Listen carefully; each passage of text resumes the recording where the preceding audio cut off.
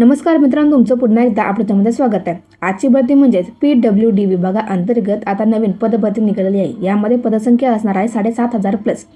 लागताल तुम्हाला 30,000पासून ते 50,000पर्यंत प्रति महिना सॅलरी भेटणार आहे. या व्हिडिओमध्ये तुम्हाला याबद्दल संपूर्ण माहिती बघायला भेटणार आहे, त्यामुळे व्हिडिओ शेवटपर्यंत नक्की बघा.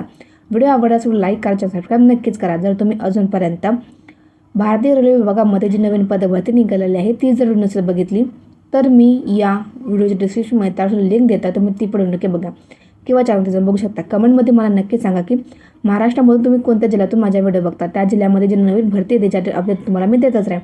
बघा, स्क्रीनमध्ये तुम्हाला संपूर्ण जाहिरात दिसत आहे.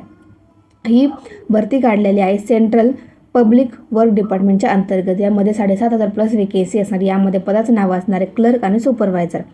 बघा, आता तुम्हाला एज्युकेशन क्वालिफिकेशन काय लागणे आवश्यक असणार आहे, त्यानंतर तुमची एज लिमिट काय असणार आहे. तर बघा, सर्वप्रथम यामध्ये क्लर्क आणि सुपरवायझरचे पोस्ट असणार. यामध्ये 7,500 प्लस वेकेन्सी रिक्त असणार आहे. तुमचं क्लर्क या पदासाठी 12वी पास असणे आवश्यक असणार आणि सुपरवायझर या पदाकरता तुम्हाला पदवी प्राप्त असणे आवश्यक असणार आहे. त्यानंतर बघा, आता एज लिमिट काय लागणार आहे, तर मिनिमम तुमची 18 वर्ष एज असणे आवश्यक असणार आणि मॅक्झिमम 40 वर्ष. यामध्ये SC आणि ST कास्ट करता 5 वर्षाचं कन्सेशन भेटेल आणि OBC करता 3 वर्षाचं एजमध्ये तुम्हाला कन्सेशन भेटणार आहे.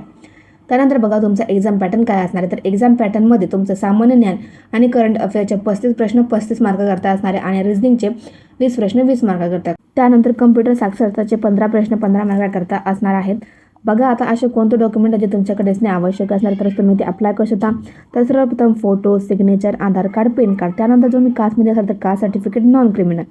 एज्युकेशन क्वालिफिकेशन सर्टिफिकेटमध्ये तुमचं 10वीचं 12वीचं जे तुम्ही ग्रॅज्युएशन कंप्लीट केले त्याचं सर्टिफिकेट तुमच्याकडे असणे आवश्यक असणार, तरच तुम्ही ते अप्लाय करू शकता.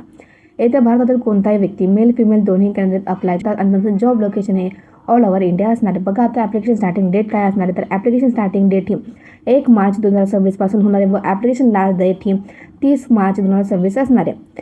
तुमची जी एक्झाम असणार आहे ती 24 एप्रिल 2026 पर्यंत होणार आहे. डिस्क्रिप्शनमध्ये तुम्हाला ॲप्लिकेशन लिंक भेटून जाईल आणि जे कोणी पण यासाठी पात्र असणार त्यांना नक्कीच फॉर्म भरा.